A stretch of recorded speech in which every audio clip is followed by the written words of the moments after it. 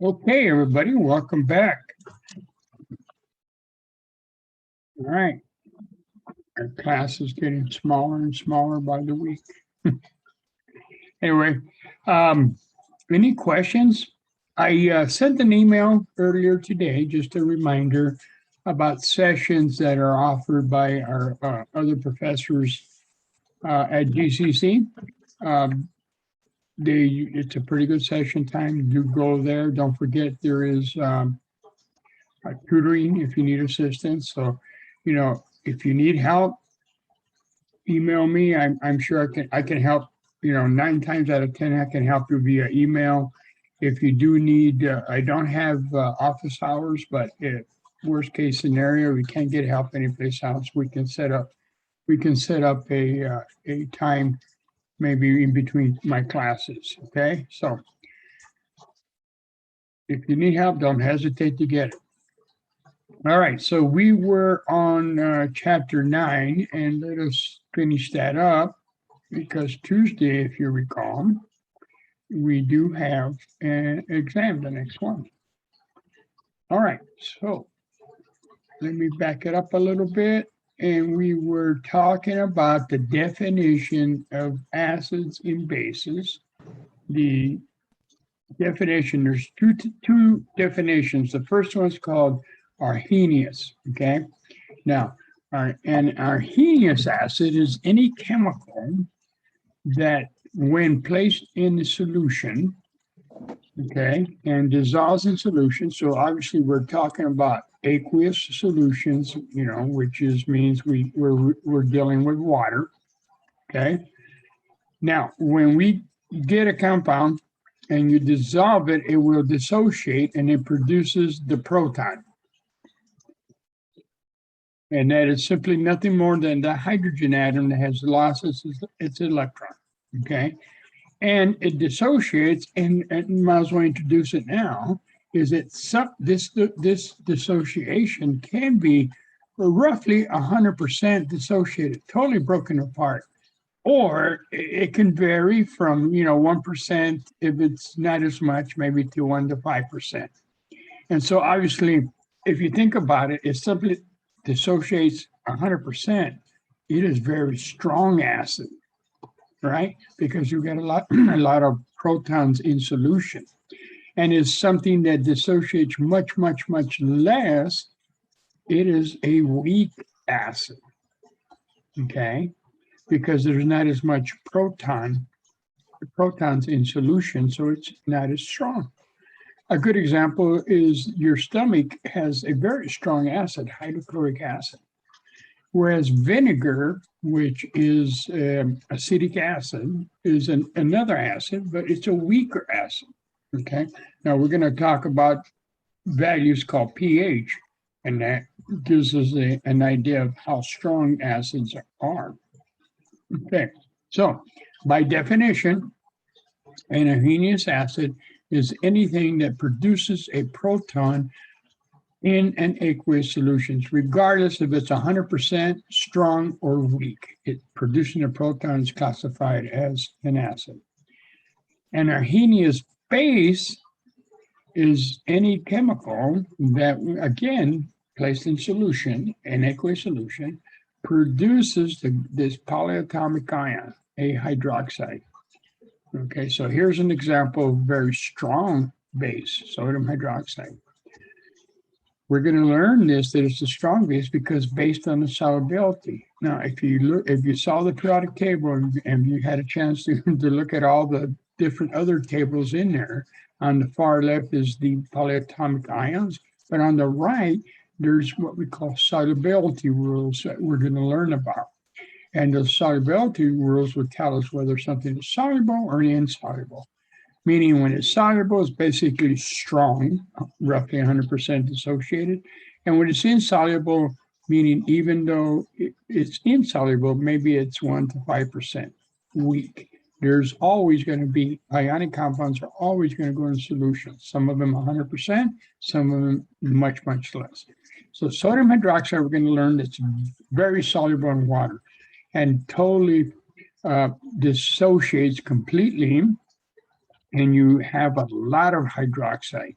a lot of hydroxide ion, polyatomic ion, which makes it a very strong base. So any Arrhenius base is any chemical, and if you look at the chemical, it's an ionic compound. Okay.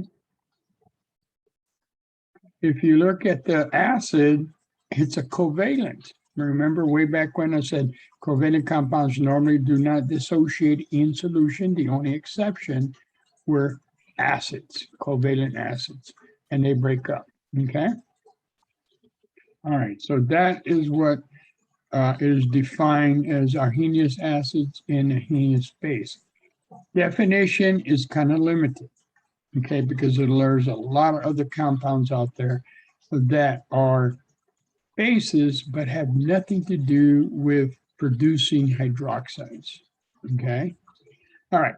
So before we proceed with that, let me introduce you to the very first type of chemical reaction. Keep this in mind. There's 6 different types of chemical reactions. 6. Okay.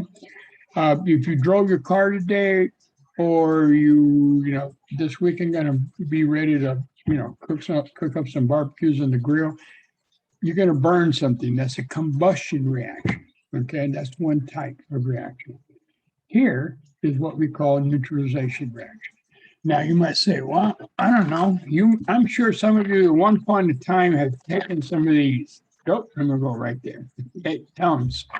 Why? You got a little bit of stomach, a little acid reflux going on. Your stomach is an acid, a lot of acid material. You take Tums, which is a base, and you, in effect, have neutralized some of that acid in your stomach. Okay? We call that a neutralization reaction. Now, the thing about a neutralization reaction, the net reaction, the actual what's happening in the process is this: a proton, regardless of the source of the proton, reacts with a hydroxide, okay? And guess what? It produces water. And so anything acidic reacting with the base produces water. It neutralizes. So the acid and the base neutralize each other. Notice also that we have a 1-to-1 relationship.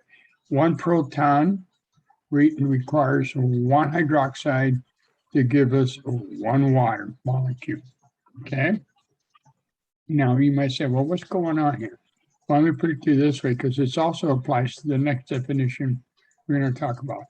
Remember the proton in that it lost that electron in that valence, in that 1s1 orbital. Okay, I'm going to draw this little shape to kind of represent that empty orbital. Okay, now hydroxide has lone pairs of electrons. And so we got this orbital sitting here with this lone pair here. That 1s0 orbital of the proton is empty. A pair of electrons can actually go in, interweave with the 1s orbital, and in effect form a bond. Okay, and that's what's going on there. And so if you keep this in mind, that anything with a lone pair, I should say most anything with a lone pair, can also work as a base and interact with the proton. Okay, we'll come back to that here in a second. And so here you see there a reaction. Here's an actual chemical reaction shown here. You have hydrochloric reaction plus sodium hydroxide reacts to give you water. Remember, a proton and hydroxide always gives you water. And then the resulting salt is produced. Now, the resulting salt means that the cation of the base, this is the base, okay, and the anion of the acid, the anion and the cation or the base get together to form the salt. Now, of course, we know sodium chloride, we call that a salt, obviously. A salt is any ionic compound. So in this case, it happens to be sodium, but it could be any other metal, potassium, okay, lithium, etc., etc. Okay, because we use the term in chemistry a lot broader than just sodium chloride when we say salt. Salt is any ionic compound, okay? And then, of course, you produce water and you neutralize it. You can do this at home. You take some baking soda, which is a base, and you take a little vinegar, which is the acid, and you mix them together and it starts to bubble. And you, in effect, the baking soda and the acetic acid have neutralized each other. In this case, to form water and some carbon dioxide, so it starts to bubble. It looks real bad, but it's just carbon dioxide. Okay. Right. Now, up to this point, we were using definitions, Arrhenius definitions as an acid and a base. However, there are, I'm getting some feedback. I think one of you have your speaker on. I might check that. No, maybe not. Okay, everybody's off. All right, so there are, somebody has a question, excuse me. Okay, thank you, Sasha. All right, so now we have an alternative definition, an addition, I shouldn't say alternative, because with respect to Arrhenius definitions, the base was simply anything that produces hydroxide was considered a base, and they kind of limited species. So Bronsted-Lowry, a couple of other scientists have a different definition. They are similar with respect to proton. In both cases, Arrhenius and Bronsted-Lowry, they both are producing, they just have different ways of saying it. They're both producing a proton. Bronsted-Lowry says, hey, when you lose a proton. Well, obviously, if you lose a proton, you're making it, you put it into solution, right? Just like the Arrhenius reaction. Where they differ is how they define a base. And they define the base as any chemical compound that will accept that proton, okay? Like I explained earlier, how the proton has that empty orbital, and it's basically can react and form a bond with anything that has lone pairs. Remember when we did the Lewis dot structure for ammonia? Guess what? It had lone pairs. Okay, remember that? Not only did it tell you its polar molecule because of lone pair, but it can now act as a base.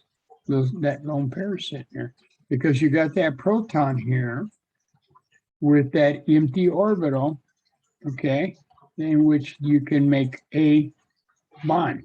And in effect, we did the Lewis dot structure for this called the ammonium ion, if you remember. Okay, and that lone pair tied up that proton, and hence that's why there's 4. And then the result is we have a positive charge in it, okay, because in effect that lone pair now is tied up and actually forming a bond, and so the net is a positive charge because the electrons haven't disappeared, they're just being tied up, okay. And then of course we formed the corresponding salt, the chloride, the anion. So we have, in effect, neutralized that proton again. And so the Bronsted-Lowry now incorporated a lot more other compounds that can act as a base. It had nothing to do with hydroxide. And even under the definition of Bronsted-Lowry, as I demonstrated earlier, with the hydroxide having those lone pairs, just like the nitrogen of ammonia, the lone pairs sitting in there can be used to tie up the proton, which has an empty orbital, and they can share that electron to form water. That share that pair of electrons. Okay, so Bronsted-Lowry was a lot more broader definition. and allow for more examples of bases. In either case, the only difference between the two with respect to a base is that Arrhenius base produces a proton. A Bronsted-Lowry base is a compound that will accept the proton and tie it up. Okay. Both cases, they both produce a proton to be an acid. All right, here we go. So hydrochloric acid loses the proton, and the ammonia gains the proton. Earlier, I mentioned to you about strong acids and base, and the same thing is with a base. You can have a very strong acid or a very strong base. Okay. Now, the strong acid is any acid that, when placed in an aqueous solution, completely dissociates, almost 100%. Some examples here are HCl that we talked about. Okay. The next one is HNO3, is called nitric acid. Okay. Now, here's something interesting. If I look at the chloride ion, we know this is called chloride, but when I put the proton back on, it's called hydrochloric acid. Okay, this is called nitric acid. So HNO3 is a nitric acid, and it comes from the nitrate polyatomic ion with a negative charge. Check your table, you see the NO3 has a negative charge. This is called the nitrate ion. So that nitrate ion, once I put the hydrogen back on, now it becomes nitric acid. The next one, H2SO4, is called sulfuric acid. Okay. Guess where it comes from? Again, the polyatomic ion table, this is the sulfate ion. Okay, so putting those two hydrogens back on there, we now produce sulfuric acid. Okay, now these are strong acids, and by strong, they will dissociate completely, break apart completely. Okay, 100%. Now, keep in mind, you might ask, well, how do I know I got an acid to work with? Notice a trend here. Hydrogen is written first. Hydrogen is written first there and there. Okay. Also look at something else. The sulfuric acid, which is this, has two hydrogens. So when it dissociates, when H2SO4 dissociates in water, guess what? It produces two protons and the sulfate ion. Okay. When nitric acid dissociates in water, it produces only one proton plus the nitrate ion. So with the sulfuric acid, it requires two bases to neutralize the two protons that it makes. Okay, keep that in mind. Nitric acid is only one proton when it dissociates, so only one hydroxide is necessary to neutralize it when we talk about neutralization reactions. With respect to strong acids, here's two examples we're introducing here. And that is potassium hydroxide and sodium hydroxide. The reason they're strong, because in aqueous solution, they are classified as soluble and soluble ionic compounds. These are ionic compounds. And because they're ionic compounds and they're classified as soluble, they dissociate 100%. and they're very strong, strong bases, very strong. Okay.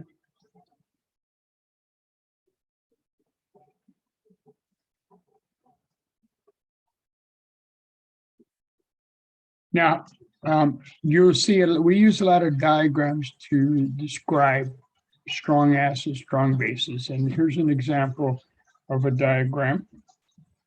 The one on the left depicts a very strong acid, hydrochloric acid. And so we draw it by just, you can add 3 or 4 partners, if you will, because we know the hydrochloric acid, when it dissociates, it breaks up into the ions, right? So HCl breaks up into the ions, proton plus the chloride, right? So notice here we got 3 pairs, and that really depicts, it's more than enough pairs. You can have 4, maybe, 3 is pretty good to demonstrate a strong acid. Don't forget to add the charges, okay? And also don't forget to add them in pairs, because when one molecule of hydrochloric acid dissociates, it produces 1 proton and 1 chloride. Okay, so if you were to draw it and let's say this proton was not there, well, then that would be incorrect because there's no partner for this chloride. So you put them in both enough cations and enough anions in solution. You can see here the case with sodium hydroxide, we just defined it as a strong base. And so I add enough. I got 3 hydroxides and I have 3 sodium ions, okay? So make sure you add enough. And like I said, 3 to 4 pairs is more than enough to demonstrate any strong acid or base, okay? So those are the 3 examples: hydrochloric acid and nitric acid and sulfuric acid. And then 2 strong bases are sodium hydroxide and potassium hydroxide. Now, right now, we're talking about strong acids and strong bases because they're going to produce either a proton or a hydroxide, okay? So we're basically talking, in this case, Arrhenius acids and Arrhenius base. And if we were to, use, say, 100% pure water, that pure water would not conduct electricity. Pure water does not conduct electricity, has no ions in solution. But the moment we add a drop or 2 of either one, the acid or base, it now will conduct electricity. In fact, it will conduct electricity very strongly. Now, why do I say that? Is because let's use an example here of hydrochloric acid. And like I stated, it will dissociate into the ions. So if I have a 1 million of hydrochloric acid molecules, guess what? I'm going to produce 1 million photons and 1 million chlorides, okay? Watch this carefully now, okay? An analogy. Think of hydrochloric acid as a unicycle, right? You got the frame and the tire connected. If I have 1 million unicycles and I take the tires off each one of those 1 millions, am I not going to have 1 million tires and 1 million frames? Well, that's what we got here, okay? 1 molecule of hydrochloric acid. And that's why we call it strong, because approximately 1 million is created. If this was a weak acid, if we had 1 million, let's just say weak, I'm going to call it weak acid, weak H proton. If I had 1 million of weak acid, I might get maybe 100 protons and 100 of the corresponding anion, whatever the anion would be, okay? And that's what I mean by weak versus strong, Okay, keep that in mind. And again, strong means because the amount of ions that are formed in solution, essentially 100%. Now, weak acids and bases, they're considered weak because they don't dissociate 100%, maybe in the order of 1 to 5%, okay, but nowhere near the 100% like I just demonstrated. And so we have a couple examples here. HF is hydrofluoric acid. If you ever, had a hobby of staining glass, you probably use hydrofluoric acid to stain glass with some kind of image. This one here, when you have carbonated drink, you generate some carbonic acid. The next one, H2CO3. This one here is the general formula of acetic acid. Okay, and so we have carbonic acid. And this is acetic acid. And the first one was hydrofluoric acid. And then this one, the last one, if you drink a lot of pop like I do, you're drinking a lot of phosphoric acid. Notice this PO4, remember the polyatomic ion, phosphate? Remember that for the polyatomic ion table? Well, if I put my protons back on, 3 of them, I got phosphoric acid, just like the sulfate became sulfuric acid, nitrate became nitric acid. Okay. So these are examples of weak acids, and we show weak acids in the chemical reaction by using a double arrow, as given right here. Most reactions we've been doing has been a one-way arrow, but here we got a double arrow, which means this reaction goes in both directions, okay? But not so much to the right, because it's only 1 to 5% dissociation. And so, like I said, if I had a 1 million of acetic acid, I don't know, maybe I could have, maybe 1,000 only of protons and 1,000 only of the anion. So that makes it very weak. The majority of it, 90% plus, is still intact and not dissociated. Okay, and this is why this is called a weak. Because yes, it produces protons, but not as strong as, say, hydrochloric acid, which is classified as a strong acid. Whoa, let me clear this up. Now, we also have weak bases. Here's an example of a weak base, magnesium hydroxide, and Arrhenius definition, because we got hydroxide involved here, okay? It's a double arrow. And so it's still combined together, and we designate it as a solid. So if we had to show that in a beaker drawing, we will show the bulk of the magnesium hydroxide as a solid down at the bottom of the beaker. That's what this is trying to show you. It's a solid, it hasn't dissolved. But there are some ions in solution, and that would show at least one set. Now, why are there 2 hydroxides? Well, because there are 2 hydroxides in magnesium hydroxide, okay? Think of it, an analogy here would be magnesium hydroxide could represent a regular bicycle. And so if I take off the tires, which are represented by the hydroxide, am I not going to get 2 tires for every frame? Sure. And so I got to show that schematically in the diagram. I got to have 2 hydroxides for every magnesium ion. Okay, and then because I know it is a solid, because it's showing you here with its physical state, I got to draw the majority of it down at the bottom of the beaker. Now, we're going to learn that magnesium hydroxide, because of the solubility rules, is insoluble. Okay, that's why most of it is in solution, because it is considered insoluble by the solubility rules, which again is on the periodic table.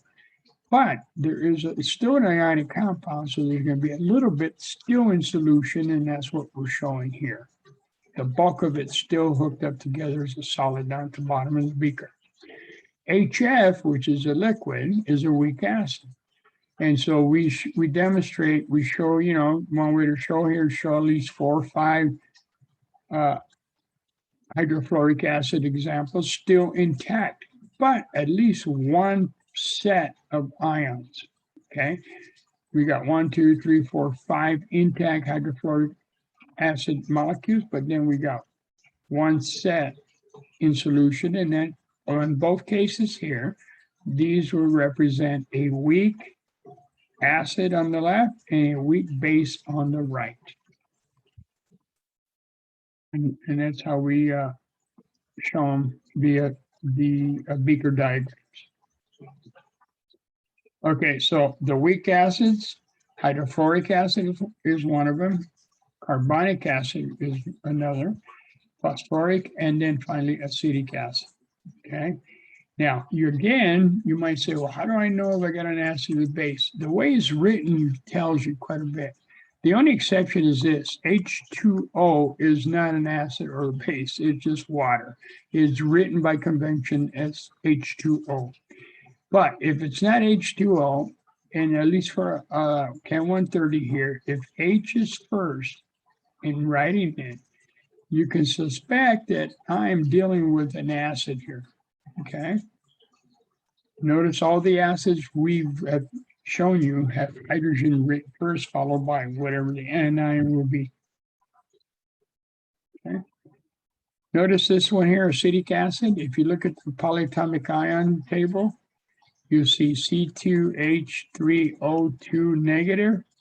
Guess what that's called? Acetate ion. Okay. All right, and this carbonic acid, if you look at the polyatomic ion table, you got that one too, CO3-2, that's a carbonate ion. Okay, and then this here, the corresponding F is the fluoride ion. If I get any of the halides, I put hydrogen back, and then I get hydro, whatever halogen it is, ic acid. So hydrofluoric acid, hydrochloric acid, hydrobromic acid, hydroionic acid, and so forth. Okay. Weak bases, magnesium hydroxide. And again, what we mean by weak is the majority of the acid in the base is still intact. We have a few ions in solution. Okay. And so here we have some diagrams, and we're asked the question, well, which one is a strong acid? Okay, well, we analyze that and we say A is, right? Because if we look at the diagram, and there's a very generic formula here, H and A, all we know is an acid because we got protons. A can be anything. But if you look at A, everybody is dissociated. There's nothing combined. So A represents a strong acid. A weak acid would be B and C. Okay. And it's weak because even though we have a little bit of protons in there, and again, partner up with the anion, there, here, and here, the majority of them, of the molecule, is still intact. HA is still intact, HA is still intact with no charge, and that demonstrates a weak acid. Okay. And if I needed to make a compare and contrast between B and C and say, well, which one would be stronger? What do you think would be stronger, B or C? Both acids, but which one, in just comparing B and C, would be the stronger acid? What would be your educated guess? Based on how we define strong and weak. B. B? Yeah, Exactly. Why would you say B would be it? You're correct. Because there's more that are alone. Yeah, well, there's more protons in solution. And more protons. You got 2 protons versus 1 proton. So this one would be a stronger acid, B would be, than C, when I'm comparing just B and C. But overall, this is the strong acid, because everybody's dissociated and we got a lot of protons in solution. Nobody's combined. All right. And the D, we can't even say it's an acid, because first of all, we have no protons in solution. So this HA could be anything, probably a covalent compound other than an acid that's not dissociating, because we have no ions in solution. So it's a very, could be anything, could be carbon dioxide example, anything other than an acid, because we have no protons. And we have no bases, because we got no, really in this case, no hydroxides anywhere. So we got, nobody can be classified as a base. Okay, which brings us to what we call the pH scale. You may be familiar with this because, if you have an aquarium at home, you probably got to maintain the pH. If you have a swimming pool at home, you're dealing with the chemicals and you're also checking the pH. Now, the pH is nothing more than a scale, okay? And it's a mathematical scale, and I'll explain here in a bit how we calculate it. But the scale runs from 0 to 14. And 0 and 1, that area is from 0, so you say roughly 2. The scale can vary a little bit. From 0 to, we consider that's considered as a strong acid. And then as you move up into the center scale, 3 to 5 to 6, becomes weakly. Neutral is 7, okay? And so anything above 7, let me restate that, anything below 7 is considered acidic. Anything above 7 is classified as basic, or you may hear the term alkaline, okay? And so you may have something as weakly alkaline that can run from 8 to 11 or so, or 8 to 10. And then you got the very strong, whereas, 12 to 14 above. Okay. Now, given what you know so far, I want you to consider something and come up with your own conclusion. There is a product out there called alkaline water, which is pH, I don't know, you might check it. It's roughly around 8 or 9 ballpark. Okay. Your stomach is around here, 1. Your water that you're drinking, that you paid an X amount of money, and now is going to go into your stomach, and guess what's going to happen? It gets neutralized, right? And so I've yet to hear what the benefits are, and I'm searching. The benefits are of drinking alkaline water. I hear a lot of the benefits, but when you think about the chemistry involved, I don't think that's 100% correct, because as soon as you drink it, it gets neutralized. And the only thing left are the salts, which then get absorbed. And the salts are good, for your body, for all kinds of different things. So, take it for what it's worth. I also see a lot of water out there. And the reason I pick on water is because way back when I was an undergraduate, I did a project and I looked at pH of a lot of bottled water. Bottled water was coming out, and they were talking about the benefits of bottled water, so on and so forth. And so I did, I was an undergraduate, I did a study on pH, I did a study on a number of things. But what they didn't tell you was the quantity of what's called organic compounds, material that's, they're organic compounds, they're pollutants. And a lot of the water out there that's, being told and sold as being healthy, not 100%, because the other pollutants are there are pretty bad. So anyway, there's one here that, you know, people swear, okay, it tastes the best. But if you look at the ingredients and what they tell you, they say deionized water.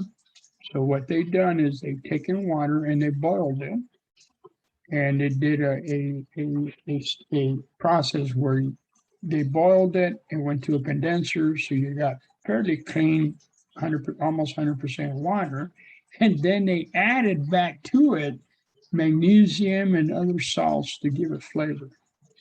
And I'm like, you know, you might save your money if you just buy deionized water for a few bucks, and then go to the vitamin section and look for potassium and magnesium, crunch them up, throw them in your water to taste, and you're good to go and saved a lot of money. Anyway, little side note for you. So pH scale 0 to 14. Now I'm going to introduce to you a new term of concentration. We introduced it quite early. It's going to come back in a stronger mode later on. But if you notice the brackets on at the bottom, you have like H plus the proton, and you got brackets. Yes, these brackets are a concentration, which has units. Now, we're not going to talk about them right now, but be aware these are concentration units that have the units of moles per liter. We're going to learn how to calculate mole. So basically what this is telling you is the concentration of the proton is greater than the concentration of the hydroxide ion, okay? When you are in the acidic range right here. When the concentration of the proton equals the concentration of the hydroxide, you are in neutral range 7. And then when the hydroxide concentration starts to get greater than the proton concentration, now you are in the alkaline or the basic range. Okay? That's what they're trying to tell you here. And this concentration is what is used, that value is used to calculate pH. I believe it's the next slide. So let me clear my slide here. Okay. And that's called a molarity, that concentration. It's called moles per liter or molarity, which is designated with a capital M. Molarity is concentration units. They have the letter capital M, and the units are moles per liter. Moles. We're going to come back to moles. Moles is nothing more but a number. Very large number, by the way. Okay. Now, if the concentration of the proton is greater than the concentration of the hydroxide, we're in the acidic range. The converse is true when the hydroxide concentration gets bigger. Okay. Now, keep in mind about this. The pH is between 0 and 14. Some people have posted pH numbers of 40, 30, 50, 60, 100, which is like not correct. I wish we had time, but I could demonstrate some information. I got a question real quick. Yeah, go ahead. So from this image, should I take away that acidic because they have more loose positive hydrogen ions, that acidic is generally more positive, or I shouldn't take that away from this? Yes, that Okay. when you're acidic, that when we look at the solution and we were to analyze it, there would be more protons in this region than hydroxides. Okay. And the opposite would be true here, that there'll be more protons here. Over here would be more hydroxides than protons. Oh, protons. But So I want to follow the reasoning. So then that's why acidic, or let's put it this way, that's why basic would be more likely to accept the proton, is because they have more negative, or no, that's not how I should think about it. no. It's what's going to happen is, all right, okay, so and then everybody sees neutral, correct? We all agree here. The concentration, if I had, let me put some numbers here. If I have 10 protons and I got 10 hydroxides, well, they're going to react with each other, right? And so what I got left over is 0 of any. Does that remember the reaction I gave you guys earlier? I said 1 proton plus the hydroxide reacts to give me water. That's the neutralization reaction. So in the neutral state, all of the protons have reacted with the hydroxide. We have no net protons, no net hydroxides, and the result is that we have a neutral solution. Okay? Now, let's say we have on the left side, if I start off, let's say with Oh, sorry, I realize now we're looking at a solution and not like an individual Yeah. set of, I get it now, okay. You get it? Okay, because I was going to say if I had 100 protons and only, let's say, 50 hydroxides, well, 50 and 50 are going to react. So what results is I'm going to, 50, all of these would be gone. I'm going to end up with 50 protons. So I got more protons in solution than I do hydroxide. So that's acidic. Okay. And the converse is true on the other side. And that's what this is saying, that there are more hydroxides than there are protons in the basic side. There are more protons than hydroxides in the acidic side. And when I'm in the middle, everybody's gone because I got no protons, no hydroxides. All I got is water, 100% water, which is neutral. Okay? Does that clear it up a little bit? Yeah, thank you. Yeah, sure. Yeah, good question. This hydroxide and protons has been debated. That is our model. Again, our model that we have what's happening. I had the pleasure to work with the scientists back in my graduate days. We had a totally different model. And that's still being debated about what's actually happening with respect to acid and basic solutions. It sounds like a simple system, but it's very extremely complicated. All right, so concentration and molarity. Now, how do we calculate that? Well, we need the concentration of the proton, okay? And there is a mathematical function called the log. Now, if I take the log of the proton concentration, I end up with a negative number. So pH is defined as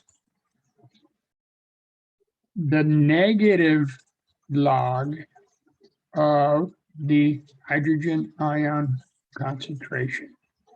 And so let's say I had a concentration of 1 times 10 to the negative 1. Okay. In my calculator, I would type in 1 times 10 to the negative 1, hit the log button. I end up with a negative number, and then I multiply by negative, and guess what? I end up with a positive number.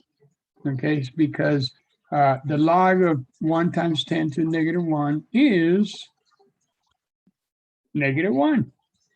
Okay. And I got this negative times a negative ends up with a positive. So pH will always, at least for Chem 130, will always have a positive value. Okay. And so here in this case, 10 to the negative 1, take the log of that. Okay. And you end up with negative 1 times a negative 1 gives you a positive 1. Now, if we want to go back to concentration, we take the pH that we have make it a negative number and do in your calculator 10 to the negative whatever pH, and it gives you go back to the concentrations, reversing your mathematical function. All right. If we look at 10 to the negative 5 moles per liter or molarity, I take the pH, I take the log of that, gives me -5 times the -1 gives me a +5. Okay. Notice the pH, watch the trend here. Our concentration here is fairly concentrated, right? Now, if you go into smaller concentration, guess what? The pH gets bigger. We're going up the scale mathematically. 10 to the -8 concentration, well, that's pH would be a pH of 8, okay? Now, in this example is pretty straightforward because we're using exponents of integers. But, you could have like a 0.123 molarity. Then you plug it into the calculator and it will be, obviously won't be a nice even number like we got going here. So 10 to the -3, which is simply the log of that is a -3 times the negative gives me a pH of 3. So notice the concentration went back down again, more concentrated proton, pH drops, okay? As the concentration of the proton goes up, okay, the pH goes down. And then here, we can either type in 0.001, type in your calculator, and then hit the log, or realize, convert that to scientific notation, and that is 10 to the -3. So you get pH is 3. So these two are the same concentration, just one is written with the exponent. And here, same thing, you'll find out that it is pH of 8. Okay. Oh, takeaway here is basically pH is nothing more than a mathematical number. It is the negative log of the proton concentration. Okay. As the proton concentration gets more concentrated, bigger number, the pH drops. Okay, and the converse is true. As we get weaker in concentration, pH goes up. Some ideas of some of the pH values out there to give you some perspective. Obviously, vomit is the pH of 2. Why? Because our acid is, and our stomach is coming up, and that's why it burns as it comes up the esophagus, because the tissues inside our esophagus are not made, not protected like the tissue inside our stomach that can handle these pHs. One question that was asked was, well, why is our pH of stomach so 1 to 2? Which is a good question. And what it is that there's a lot of chemicals, enzymes that we use in our stomach to break down molecules. The configuration, we talked about the shape of molecules, and we use just simple molecules, but very big molecules are configured three-dimensionally a certain manner. And only at a low pH, that configuration is just the correct configuration necessary for it to function properly, to maybe break down whatever is breaking down in our stomach. We change the pH too much, change the configuration of the molecules, you've got some abdominal problems. Okay.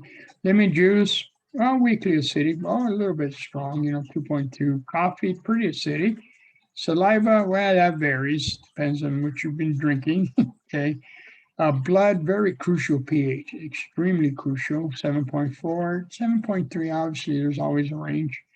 Ammonia, 11.7, urine, depending on what you ingest and so forth.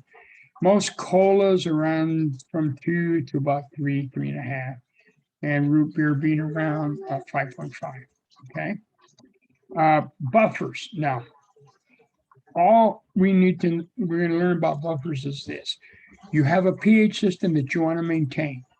Okay, so you develop and create a buffer to maintain that pH, to keep that pH value constant. A classical pH example, buffer example is your blood. You have a buffer system that wants to maintain that pH at exactly 7.4-ish. You know, it's going to vary a little bit here and there, but you want to make that pH. That pH is extremely, extremely important. Okay. We have a reaction here, a chemical reaction. Now, a couple of things to take away here is this. We look at this, and the first thing you might say, whoa, what am I looking at? Well, we got hydrogen up front, okay? That's a good indication that we are dealing with an acid, okay? Second of all, you got calcium, and then in parentheses, the OH, which is hydroxide. Definitely Arrhenius base. So you have an acid-base reaction. And remember, that means that a proton plus a hydroxide are going to react to give you water. Okay? We got two protons here. Notice from the general reaction I gave you here, the relationship between proton and hydroxide is a 1-to-1 all the time, 100%, 1-1. Okay, so if I got two protons from nitric acid, I'm going to need I got two hydroxides coming in solution. I need two protons. So I need to put a 2 in front, which tells me I'm going to make two waters. Okay. What in effect we are doing is balancing the chemical reaction. And for acid-base reactions, we're going to have a variety of reactions. We have to learn how to balance it. But for acid-base reactions, what I tell you is to follow the base, follow the proton, which gives you the exact number of waters that you're going to generate. And the counter anions are all going to fall in place. Okay. All right. So keep that in mind when we get into the reaction. So the Arrhenius acid is nitric acid. It produces a proton, which makes the calcium hydroxide the Arrhenius base. Okay, because it produces hydroxide when it dissociates. And of course, calcium is not bonded. Why calcium is bonded to two nitrates? Simply because calcium is a +2. Okay, ionic calcium is +2.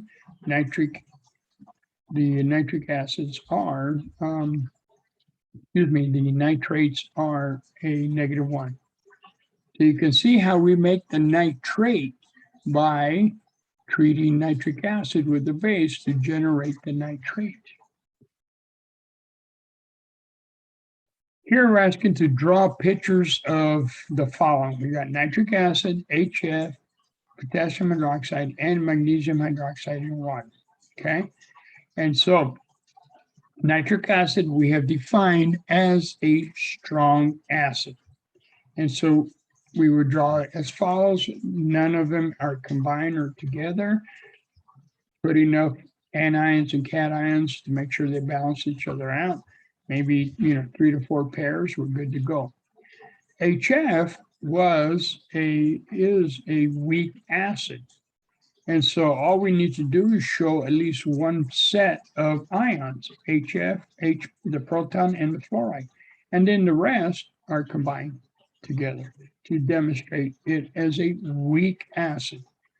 Potassium hydroxide, we're going to learn, I won't talk much about the solubility rules, we're going to get in detail about them, okay? But you can very quickly see, if you look at that number 1 of the solubility rules, that anything that is bonded to lithium, anything, regardless of what the anion is, that is bonded to lithium, sodium, potassium, and ammonia is always soluble. We got calcium here, potassium here, so automatically 100% soluble, okay? And therefore, we draw it totally dissociated. Magnesium hydroxides, what we will learn using number 10 on the solubility rule here. Look at number 10 right here in solubility rules. All hydroxides are insoluble with the exception of a few. We'll get back to what those few are. Magnesium is not part of that few, so it is insoluble, classified as insoluble, which means that we need to demonstrate that it is a little bit soluble because after all, it's still an ionic compound. So we have to show one set of ions and then the bulk of the other material at the bottom of the beaker because it is classified as insoluble. Okay. All right. Now, let me summarize all this. We have the Arrhenius acids make protons in water. Arrhenius bases make hydroxide ions in water. Bronsted-Lowry definition is something that loses the proton, which is basically you're making a proton. So they both share the same, basically the same definition when it comes to protons. Where they differ is the definition of the base. Bronsted-Lowry is a chemical that will accept that base, okay? Strong acids ionize, dissociate 100%, approximately. The same as, and weak acids, much, much less, okay? And strong bases, like the strong acids, dissociate approximately 100%. And weak ones, weak bases, that is, dissociate much less, okay? And buffers, their sole function is to keep a pH constant at whatever. We can make buffers in that whole pH scale, and it tries to maintain that pH. Erosion and animal erosions is pretty well documented. You know, when you're dealing with acidic material, you can see some of the drinks here. You know, tap water depends on the water and where it's sourced and everything, but here it's saying 7.6, but that varies, depends on your source. I'm a big drinker of Diet Cokes. I'm at a 3.2, almost 3.3 range. RC Cola, that used to be my favorite 100 years ago. Pretty acidic. Okay, pretty acidic. Okay. Now, other food for thought. The thing here says, well, wait a minute, if you drink too much Coke, it's going to be bad for your stomach. Well, think about it. Your stomach is already at a 1 to 2 pH, and you're adding just more. Okay. So anyway, that could be the problem if you're not careful with respect to erosion. All right, so this brings us to the solubility rules. Okay, I'm going to speed it up a little bit. I realize I'm a little bit behind. Okay, with respect to solubility rules, these rules pertain to a specific temperature, and we use 25 degrees because solubility varies with temperature.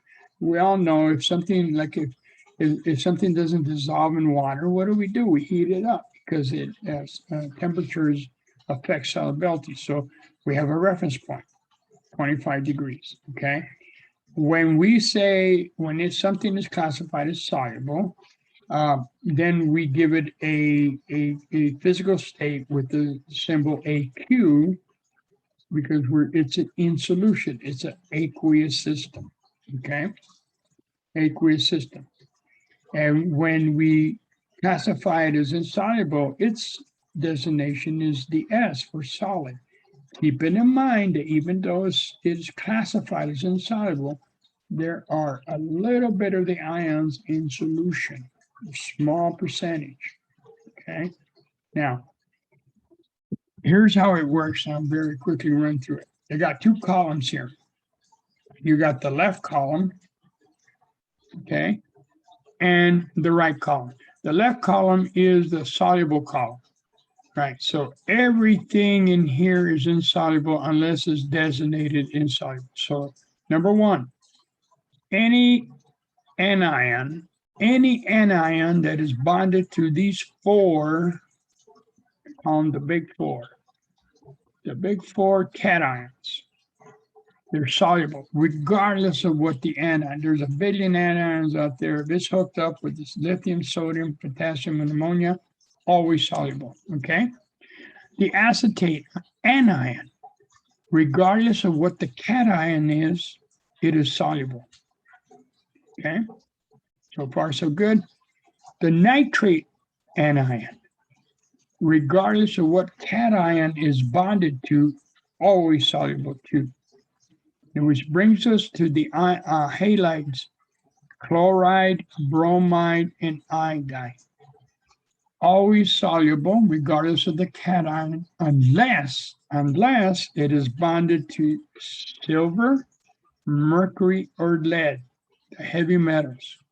So the chloride, regardless of what the cation is, copper chloride, strontium chloride, lithium chloride, soluble. But if it's silver chloride or mercury chloride or lead chloride, it is insoluble, okay?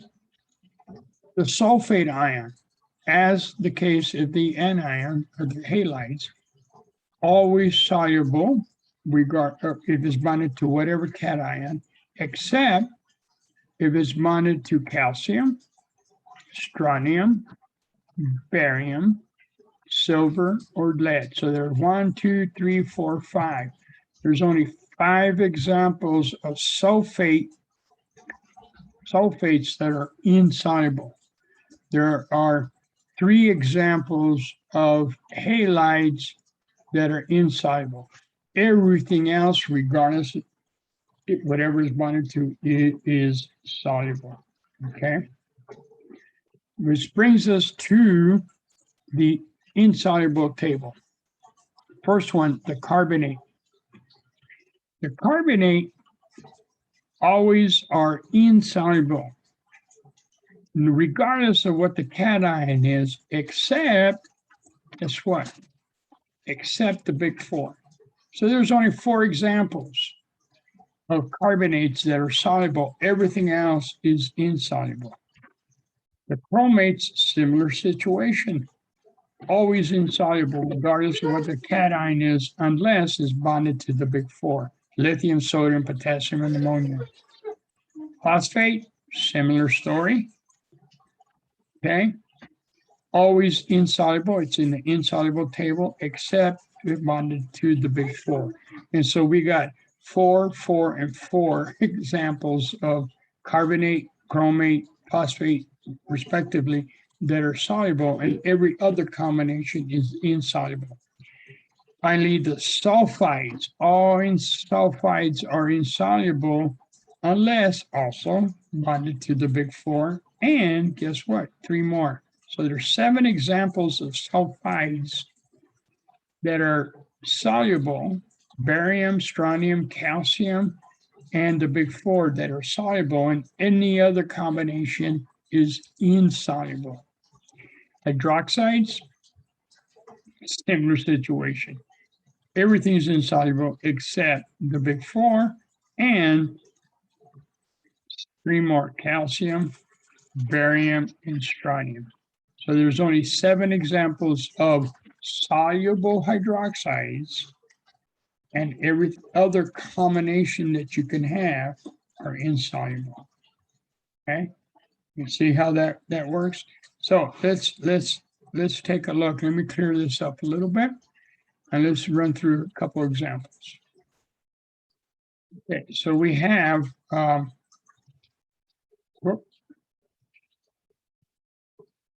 the first example. We got sodium sulfide. So this is where you got to learn to get the names and figure out, break them into the ions so you know what you're working with here. So that's number 4. Sulfides are right here, number 4 on the insoluble. Now you might think, okay, it is in the insoluble table, it is insoluble. However, it is bonded to sodium. And what does that mean? Bam. One of the big 4. So it is soluble, which is an aqueous. We write it as AQ. Okay. We got hydroxide, which is number 5. Well, we already talked about the big four, and then these other calcium and barium and strontium. Well, aluminum is not part of those seven. So therefore, it is insoluble, and we write it as follows, okay? Silver bromides. Okay, we go to the halide. This is halide. Bromides, we come over here, it's number 4. Normally it's in the soluble column, but guess what? It is bonded to silver, which means that it's classified as insoluble. And so we designate that as with an S. All right, let me clear it up a little bit here. Now we got the carbonate. All carbonates, number 1 of the insoluble table are insoluble, unless it's bonded to the big 4, of which calcium is not a member. Okay. Therefore, calcium carbonate is insoluble and it's a solid. A lot of the junk around your tub, faucets, powder, it's calcium carbonate, especially if you got heavy water. Then we got the next one, potassium hydroxide. Well, here's the thing. You don't have to go too far. Why? Because you got K, potassium. Number 1, those 4, always, regardless of what the anion is, nitrate, whatever it may be, it makes no difference. It is soluble, okay, because you got potassium there. All right, so that means that potassium nitrate is an aqueous solution and it is soluble. Okay, so if I were to draw the diagram of all these, the only one that I would have to show, all this is soluble and solid. Those two, I just draw, 4 or 5 pair of ions totally dissociated. Whereas, say, aluminum hydroxide, I need to show at least 1 set of ion, which is a +3, and then 3 hydroxides in solution. And then in the bottom, I would show it combined as calcium hydroxide, okay? And the same would be true here, where in the bottom it would be silver bromide in the bottom, but I need to show at least 1 set of ion in solution. And the carbonate, similar situation. The bulk of it is in the solid form, but I got 1 calcium with the charges, don't forget the charges, in solution, because the charges show that it is in solution and dissolved. So that's how I would draw those in beakers. The other ones, like I stated, would be totally dissociated. Which brings us to electrolytes, okay? What we mean by electrolytes, and I'm sure you drink something, you got to drink if you're going to get electrolytes. Well, electrolytes are nothing more than these ions we've been talking about, which are nothing more than the elements that have lost or gained electrons, okay? And so if you have a strong electrolyte, they're good conductors of electricity, okay? And, so the strong bases and anything that's soluble are strong electrolytes, very strong, because they dissociate 100%. Non-electrolytes, these are the covalent compounds. When they dissolve, they don't form ions, so they don't conduct any electricity. And then the weak electrolytes, those are the guys that are either a weak acid, a weak base, or they show insoluble, they're classified as insoluble. Just a little bit of the ions are in solution, not a lot, just a few, but enough to conduct a little bit of electricity, okay? And so this table kind of summarizes everything: strong electrolyte, strong acid, strong base, any ionic compound is soluble, weak electrolyte, weak acid, weak base, any insoluble ionic compound, and the non-electrolyte are just all the covalent compounds, with the exception of the acids, okay? And this kind of demonstrates what we're talking about, because if we had a beaker full of water and electrolytes, and we have a potential there, those electrolytes will carry the charge, and it's like completing the circuit. If it's a strong electrolyte, and we had a light bulb there, it would be a very strong lit up light bulb. If it was a weak electrolyte, the light bulb would be dimly lit. Non-electrolytes, obviously no conductors, nothing happens, no electricity, okay? Strong image, which one is strong, which is weak, and which is not. If you look at the far left, we did magnesium hydroxide.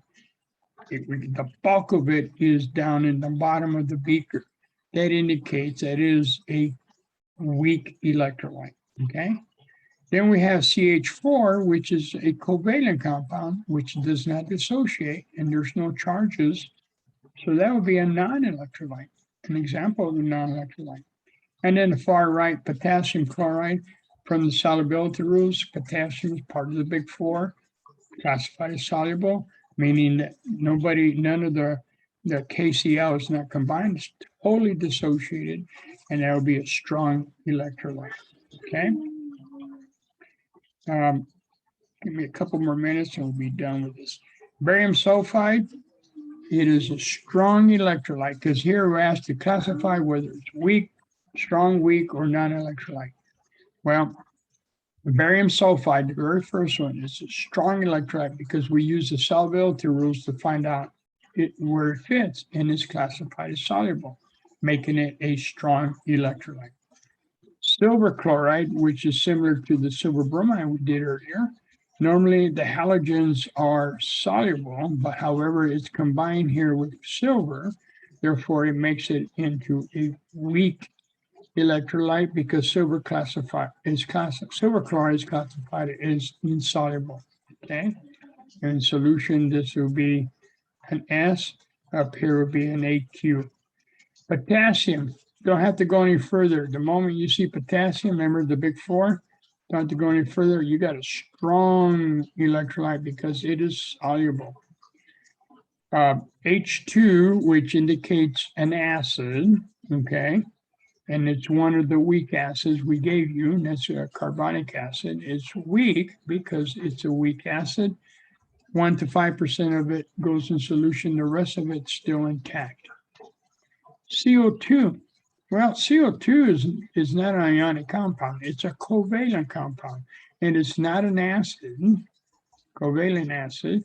It's just simply a covalent compound. So it is a non-conductor because it's covalent.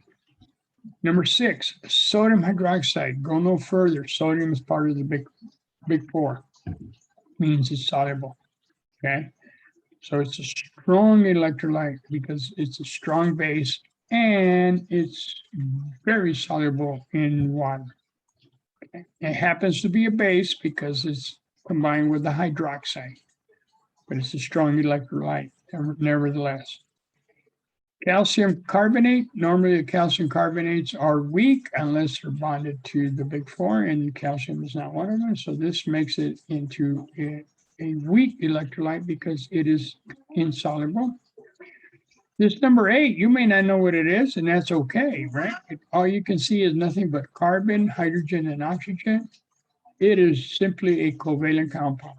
Okay, there's no metal involved here or anything. It's not an acid because if there's an acid, they would have put the H up front like we did up here.